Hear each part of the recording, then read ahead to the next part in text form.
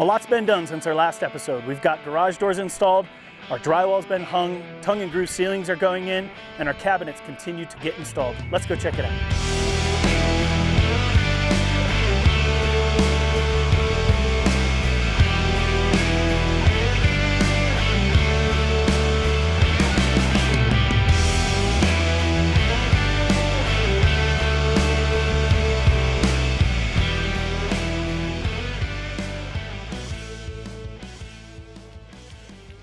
All right, so the garage doors have been installed. As you can see, this garage door is up, this garage door is down. We're gonna leave that one down. We've actually locked it closed. There's a padlock on that door to keep it closed.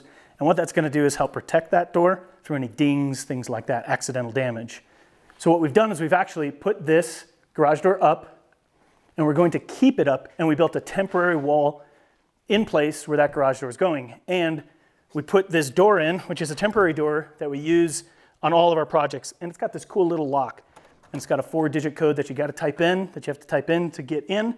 And then it locks itself after an hour. Super cheap Amazon purchase. The reason why we put this temporary wall in with this temporary door is to have a point of access, but to also protect our doors. In the past, we've just had some damage, which is accidental, to our garage doors, and we like to protect these doors as best as possible. So one of the cool things about these garage doors, like this one over here, it's closed. This one, when it comes down the track, we've got these tracks that are called thermo tracks. One of the reasons why we wanted to put these thermo tracks in was because this garage is actually west facing. And from the west, we get our prevailing winds. And some of these winds can be upwards of 100 miles an hour. And so what we wanted to make sure that we did was have a real nice air seal. And what they do is they actually push the door against a gasket. So there's a gasket that's getting installed on the outside of the garage door, and when that garage door comes down this track, you can see how these tracks have a little indentation, and what that does is it compresses the garage door against that gasket, creating a real nice airtight seal.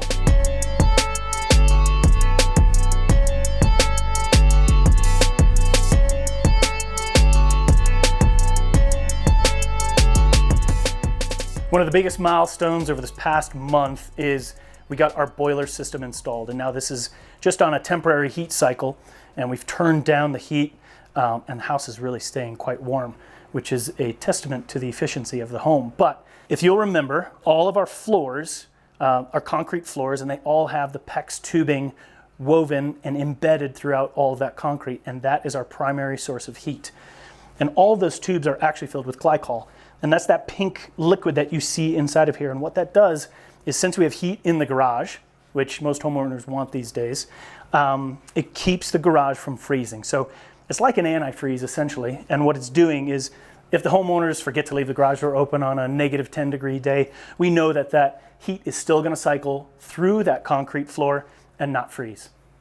Something that we noticed is we had 2 temporary electric DeWalt heaters blowing in this house for the last few months. And since we've installed this boiler, the heat in the house is really even, and it's a much more comfortable heat. Even though we have it on a very low setting, the house is maintaining its temperature really efficiently and evenly. All right, over here we have these 2 tanks. This is our domestic hot water, which actually, this hot water gets heated up by this boiler. And so it's essentially a storage tank, and we'll talk about that in another episode. But right here, we have a storage tank for the well. If you'll remember, our well is upwards of 1,100 feet deep. The water comes into this tank, and then there's a pump that gets set in this tank. And what we want to do is have this storage so that the homeowners can have consistent, constant pressure. If we didn't have that, we might draw down too much on the well. So in order to have consistent pressure for our homeowners, we have this storage tank with a pump inside, and that's going to deliver a consistent pressure to all of their faucets, all of their showers, which is really important. We'll talk about all the lighting and the electrical in the house in another episode, but since we're down here, I always like to push and press our architects in designing the mechanical room first. I say it as a joke, but it's actually true. You have to design the mechanical room first, and then you can design the house around that. Because what if you design a mechanical room that's too small to where you can't put this storage tank in, or you can't put that storage tank in, or if we had fire suppression, there would be nowhere to put the fire suppression tanks, which are larger than those tanks. So it's really, really important to design the mechanical room, which also goes with designing all the mechanicals in your home. How are you going to heat the home? How are you going to cool the home? All that equipment needs to go somewhere. And so that's why I push so hard to design the mechanical room and then design the house.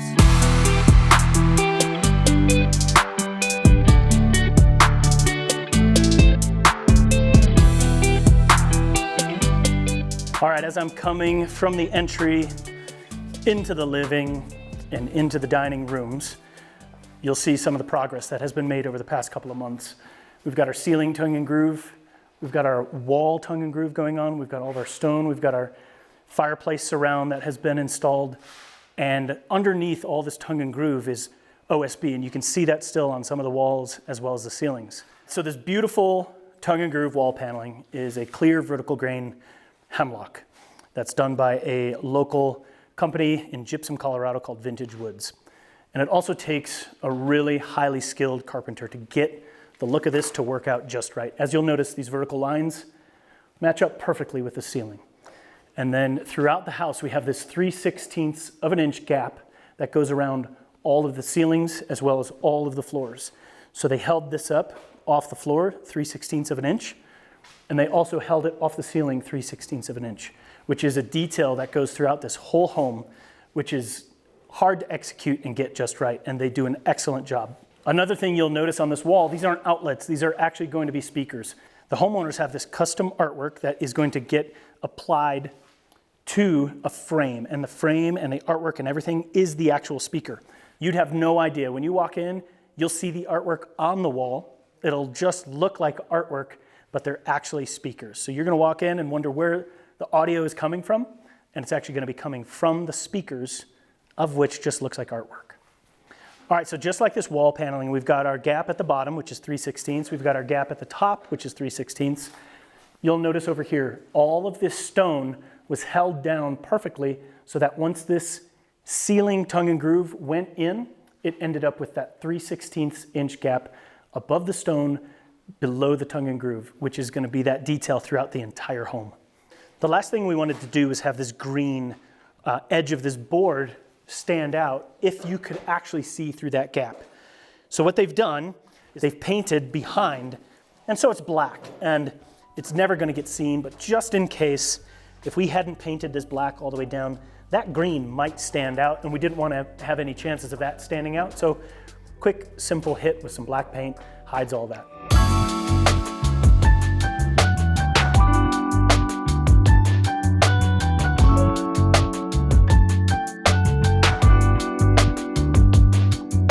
All right, so I'm here in the entryway, and I wanted to show you that 3/16 gap, how we're finishing at the floor where we have our drywall. And so you'll see here this reglet at the bottom, which is an aluminum piece of material that goes above the tile. And one thing we had to do that was somewhat out of the ordinary was actually get all of the tile installed throughout the house. And so what that did for us, it created a really nice, level, flat surface to bring this drywall down to, and to also install this reglet. And what we did to get the 3/16 gap consistent throughout is we just took 2 drywall shims, laid them down on the floor, and then pushed the reglet down to that and installed the reglet. And that goes throughout the entire house. So with this example, we don't have any mud on the walls yet. They're moving this way, and so they'll be doing this next. Let's go check out the Vista room where they've actually applied the mud and taken us to the point at which now we're ready for plaster.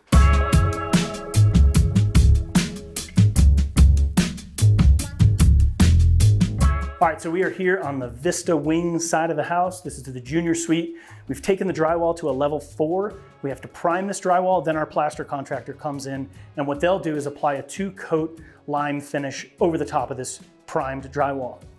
As we move down, I can show, you can see here the 3/16 inch gap that goes throughout the entire home like I've been talking about. It's at the top and at the bottom, and here the tile is underneath, and we're close to the finished product. And you can see this detail and how that's gonna work out. And it actually wraps over into this doorway as well. We're not doing any casework or any trim around our doors. So we have a very consistent, clean line throughout the entire house.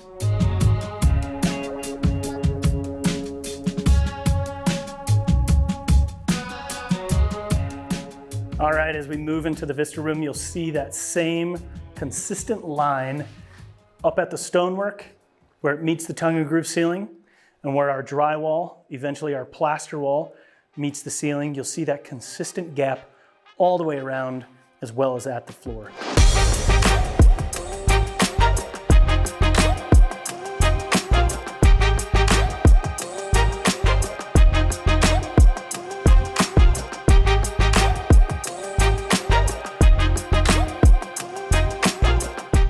Okay, we are out here on the back patio, and these steppers have been installed over the past month or so, and we just can't wait for the springtime so then we can finish all this landscaping, put all of our plantings in, and next summer our clients will be able to enjoy this outdoor space. We're doing a fire pit down here and dining up here. It's just going to be an incredible space for our homeowners to enjoy the warm months. The tongue and groove is working toward completion on the underside of the vista room. You can see it here. And what's really cool detail is we have our consistent shadow line up there, but we've also got a spot that you can see that goes around this stone pillar, and that's for an LED light. And so there's going to be a light strip that goes around the fireplace, so at night it'll illuminate all this rock work and stonework. It's going to look awesome.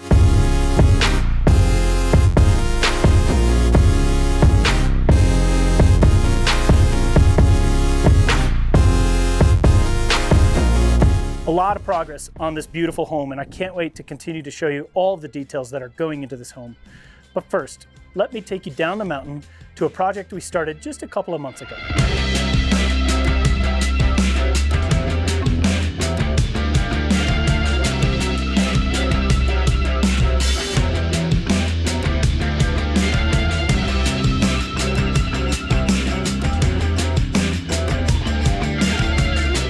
All right, here we are at the No Name ADU, and an ADU is an accessory dwelling unit.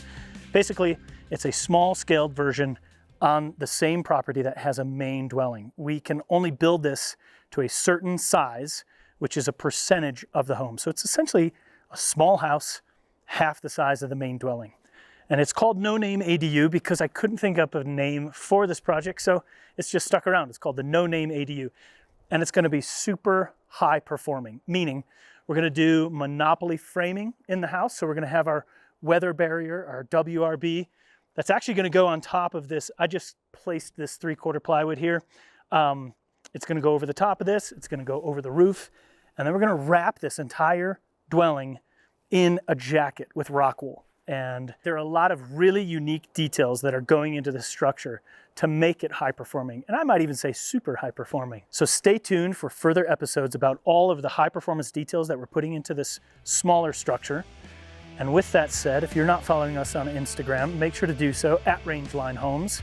And as always, make sure to like and subscribe on our YouTube channel.